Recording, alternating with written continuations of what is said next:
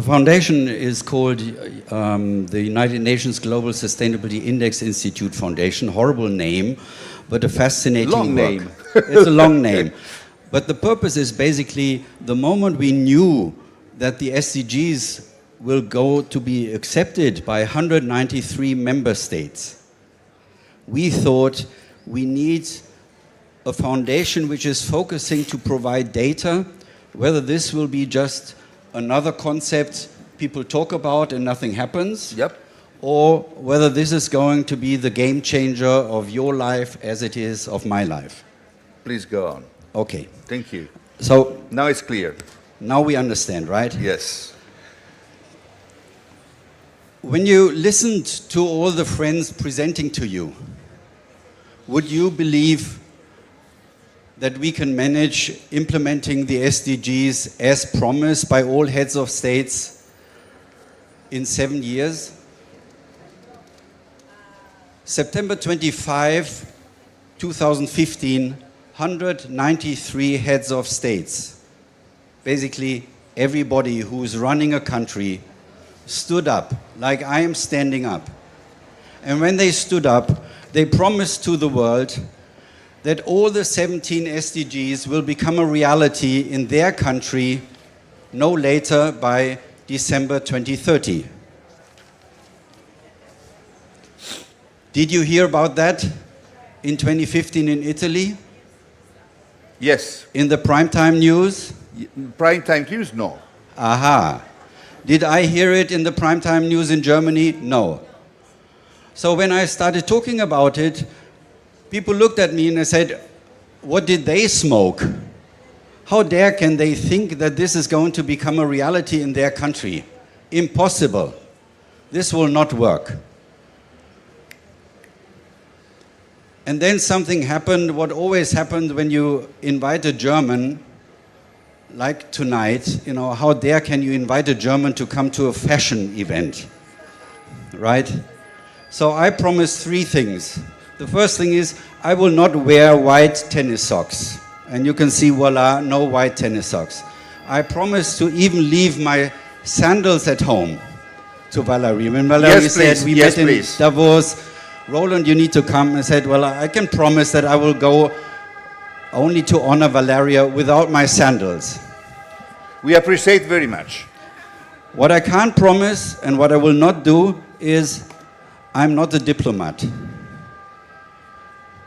When UNGSII got founded, I got the carte blanche to provide scientific data, whether or whether not the top 500 companies in the world will work with the SDGs.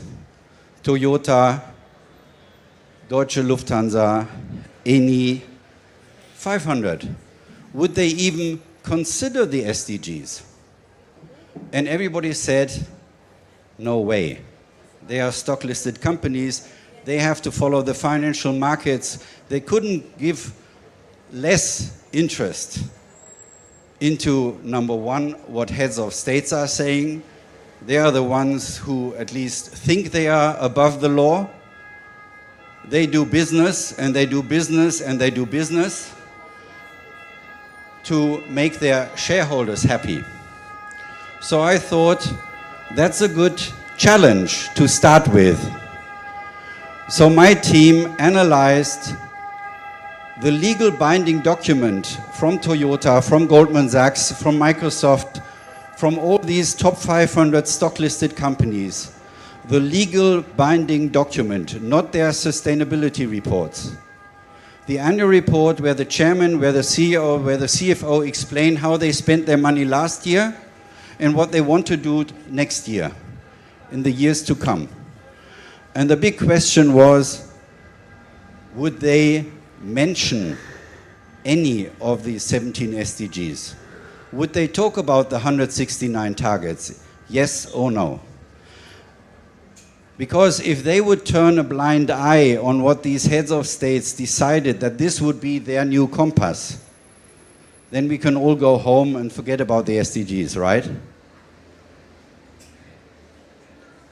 On the 19th April 2017, we presented for the first time the first results. And again, not the numbers section of an annual report, because we all know that the numbers can be cooked in any direction.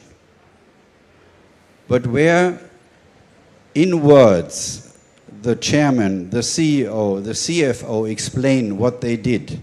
If they say, I'm paying men and women the same pay, and they sign it and then they give it to the SEC, and we catch them by not doing it, that will get pretty expensive. So they rather be quiet than talking about that. The same with education, the same with energy, the same with water. So we had little hope. Voila. April 19, 2017, we were able to show to the world that out of these top 500, already 70% would explain what they did and what they want to do along one of the 17 or more. Out of these 500 companies, we had already 20, like Unilever, Deutsche Telekom, who would write their annual report by starting with SDG 1, going all the way to SDG 17. Who would have thought that this could happen?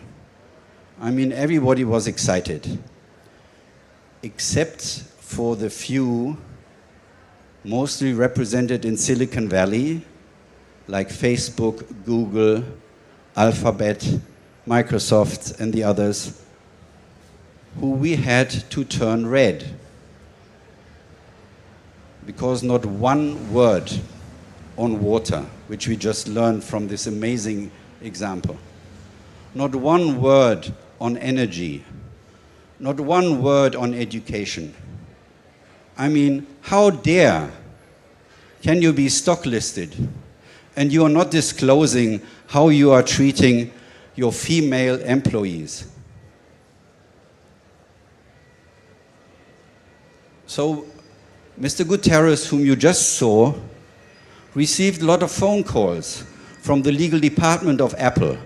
You promised there will be never ever a traffic light system. We become member of Global Compact, we pay $10,000, and then we send you a love letter that we are innocent people, and then we can use the United Nations logo. This was the agreement, right? And now these UNGSII guys, they come up with red, yellow, green. This has to stop. Because what did red mean? Not one word. Not one word on something what 193 heads of states had agreed on. And we didn't say that we believe that Apple is a bad company, or Facebook is a bad company, or Google is a bad company. All what we say is scientifically, reading every single sentence, we didn't find anything. These guys love to do business without sentences. Would you like to be in a relationship with anybody who is not talking? Probably not. But that's enough of not being diplomat. Let's go to the diplomatic version. What did we do? We gave these data to the president of NASDAQ and to the guy who is managing the 68 billion of the UN pension fund. And we said, how about you create a fund and you can be invested in those who are yellow and green. You are not allowed to be invested in the ones with red. So not Apple, not Facebook, not those who are driving the markets. And guess what? 5 years down the road, we can nicely share with you that the SCR 500, the fund focusing solely on the SDGs, is outperforming the MSCI World, is outperforming the Dow Jones Sustainability Index, is outperforming the FTSE for Good, is outperforming basically every offering out there focusing on being sustainable. So in other words, SDGs provide money. We have a cumulative return after 5 years of 68%. Go and ask your banker why he is not providing to you 68% over the last 5 years. Maybe he has a good reason. Probably not. So then I met Valeria, and Valeria said, look, I'm representing, these are the numbers, Valeria will share with you the report, but to give you an idea, if we want to get things done together for the SDGs, it means as well that we need to sweat a little bit. It will not be done by cutting corners. It will not be done just like that. What my team did is we read all 788,000 statements printed in these annual reports year after year after year. And we categorize them along the 169 targets and aggregate them up to the 17 SDGs. That's work, because, friends, there is no AI when it comes to brain. AI is fine for legal, AI is fine for everything which uses dead language. But in our case, life, we use permanently new words. We find new terms because what we do is so fascinating that AI is unable to catch up with what you are doing, with what you are doing, and what you are doing. So I prefer having human beings reading the annual reports in a scientific way. And then we take these data, the 788,000 statements, and we compare them with the 2,400,000 reports published at the same time in Wall Street Journal, Il Sole, Quantitative, in the FT, to see whether what the companies are saying is that matching with what the journalists think when they report about Toyota, when they report about Microsoft, etc., etc. And not enough, we read at the same time all 900,025,722 statements when financial analysts from Goldman Sachs, from HSB, from all the other financial institutions, when they get quoted in financial media recommending to buy a stock or to sell a stock, my team reads the why. Why should you sell? Or why should you buy? And this why we capture as well in the same systematic way along the 169 targets with the 17 SDGs. So at the end of the day, as I said, the SDGs is business. These are the friends who are helping me to make it happen. Now look at this. You saw some of your heroes from your industry already today sharing what they do. I will not walk you through all the details, but you can see Inditex, Hermes, TODS on SDG 1, disclosing what they do. You can see on SDG 2 what they are doing. Here, this time, TODS is most explicit on well-being. And I can run you through each of the SDGs. And we will disclose in Davos next year, when you will be with Valeria, who will be the overall winner of the Fashion Award from the SCR 500. But that's not the reason why I'm here. The reason why Valerie convinced me to come is SDG 14 and 13. Is this a German mic? No. No, okay. no. I prefer SDG 14. Why? Have you ever been to COP? Yes. Primetime news covering COP. What are they No doing? more. It happened in the past. No They more. are covering it, I know, as the German primetime news covers, and A lot of BBC is words. covering it. A lot But of what words. what words exactly? A lot of words. And battle. Country A not agreeing with country B. Next day, country C not agreeing with country D, and now maybe making friends with country A, while there's a next enemy with country E, and so on and on and so on. 2 weeks of frustration, right? When I went to COP, I left so stimulated because COP is a little bit like your conference. You meet one person after the other who's dedicating their life to get something done. In most of the cases, even without a mandate. Why? Because of this. They have a heart. This heart is beating.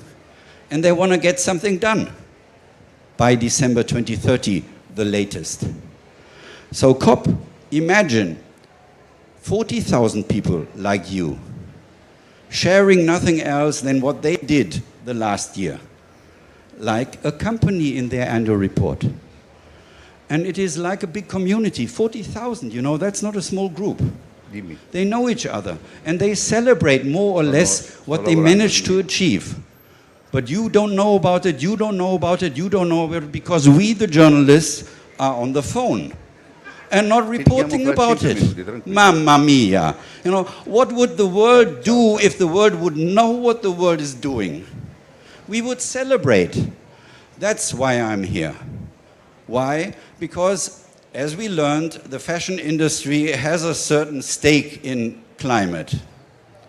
But there are two other industries, June knows about that, some dealing with something black in the ground, liquid, called oil. The other ones running buildings a little bit better than this one, but the real estate industry is contributing as well, together with the fashion industry, as the top 3 industries which could help us reach the Paris goal, reaching the 1.5 promise. Why are we not there? I can tell you, because Annabelle and Michelle have no clue about it. Who is Annabelle and Michelle? My daughters. If my daughters would know what they could do and how they could help, they would be the first ones.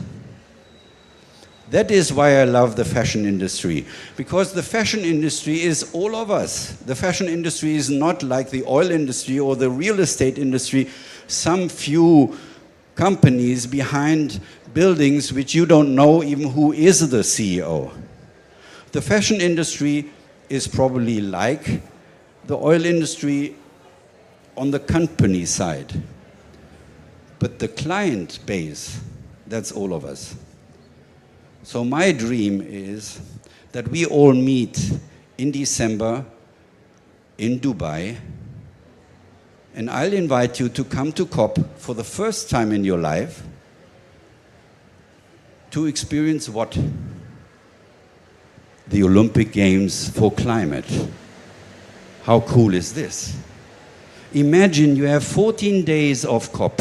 You continue having the heads of states not agreeing on almost everything, which is fine, by the way, because the subject is really complicated. But how about we celebrate gold for those who are working and providing solutions in a category which matters to the planet? For instance, like tree planting. We present on day 2 of COP gold, silver, bronze in another category. And as I ended school with 1 point in physics, I'm the wrong person to ask what should be the 14 criteria making us reach the 1.5 goal. But for this, we have the experts. But I'm really good in helping you to celebrate. I'm really good in getting Annabelle and Michelle not only get involved, but that they start asking all their girlfriends and boyfriends that they contribute as well. That is why I came to Rome. Because that is what I learned what Rome is about. We need to get out of the misery getting the climate risk presented as a threat. And I don't want to talk the threat down, don't get me wrong. But all what I know is if we want to do something, we need to enjoy it. It should be fun. And it is fun getting organized in competitions which include everybody, where we can see the best of the best, where we can learn from the friends in the different continents what they do in order to achieve the result of SDG 13. That's one thing. And whoever wants to come, let me know, we organize it. There's one additional aspect. We have Martin here with us. We have our other friends from Deloitte. Aside of fun, what it needs and what it takes is we need a sort of certification. We need to find out, where are we? If I try to convince Annabelle and Michelle to do something, the first question they ask me, based on what? And if I'm not good in explaining based on what, they continue doing what they do. So I'm proud to share with you that 4 weeks ago we had the General Assembly of UN Habitat. UN Habitat is basically for mayors what UNICEF is for children. At the UN we have for everything one UN agency, so if mayors need to be hugged, they go to UN Habitat. This year's General Assembly, a miracle happened, because 36 member states who form the executive board of UN Habitat agreed to ask the experts from Deloitte, to ask the experts from academia, to ask us and few others to design and implement a certification process for the first 80 cities in 20 countries. I don't need to tell you too much, but you can imagine if we have 20 countries in different parts of the world, in all continents, representing all continents, and we find a way to define the 17 SDGs and what needs to be audited, the money is not the question. In Europe, we have a law since 15 months that every bank, every insurance, everybody who's managing other people's money has to disclose on each of their investment that it is sustainable. Have you heard about that? Probably, but it was not in primetime news in Italy, it was not primetime news Germany, it was not on BBC. But it's a law. And what I love to do and what I'm really good at is trying to find out, is the world ready? So we did a poll among people working in a bank, and we asked them, how confident are you to make a judgment whether a project you are invested in, that it is sustainable? What do you think was the result? 50%? 70%? 5%? 0%? Well, it's not as bad as that. 16%. So basically, the guys who are deciding on investments in Italy, in Germany, in England, all over the world, they have no clue. And now we walk through the door and we say, let us help you. Let's certify 80 cities as a start. And in case we are able to give them the stamp, we're saying the city of Accra has everything what is needed to make an investor from the Danish pension fund finally do what he should do. They need to be invested in the SDGs. It's not just maybe, they have to do it. But they are hiding behind principles, compliance, whatever. And now we walk through the door together with Deloitte, together with the academia from all over the world, saying, Accra is certified. No worries. Skip the banks. Skip the insurances. I worked the last 20 years with whom? With the treasurers of all faiths of the world. There are 640 different faiths. Guess what these 640 faiths have? They have a treasurer. And this treasurer sits on their money. You can cross the river and you can ask the treasurer of the Vatican, on what type of money pot he is sitting. It's not a she, it's a he. But we worked over the last 20 years to make sure that the treasurers of the faith start to be invested in what the faith is about. And I want to close on a note which hopefully surprises you. Last year we had COP in Egypt. And President Sisi invited all the Grand Muftis of the world and everyone who is allowed within the Muslim world to speak a fatwa, which is like a law. He invited all of them to Cairo 3 weeks ahead of COP because he wanted them to consider the SDGs. And they asked me if I could do the dance, a Protestant. And I said, I'd love to do that. You know what I did? I shared with them my passion. My passion is music. My hero is Johann Sebastian Bach, the guy who wrote the H-Moll-Messe, Goldberg-Variation, Brandenburg concertos.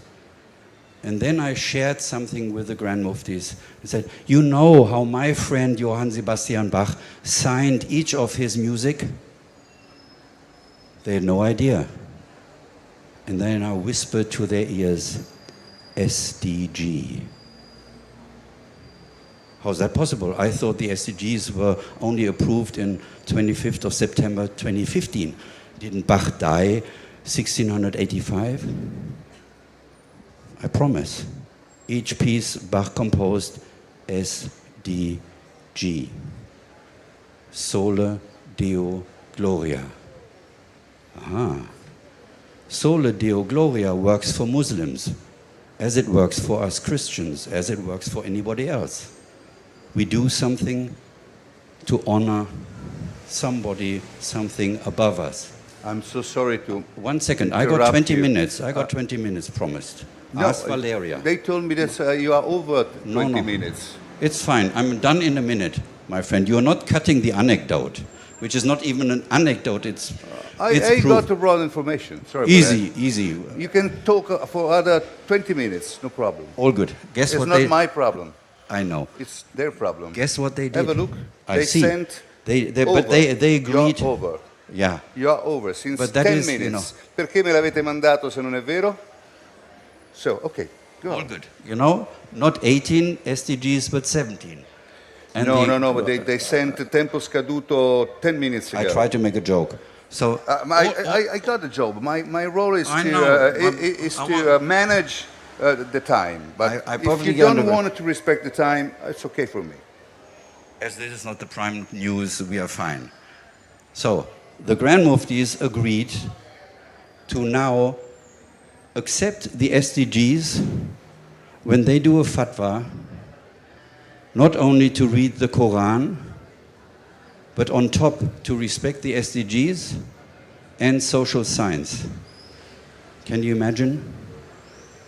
This is almost more than 193 heads of states, because now I'm talking about 1.9 billion. That's another sign. It's an Italian That's another mic. sign. Italian sign. Exactly. 1.9 billion people waiting this October to get first suggestions what they can do in their congregation.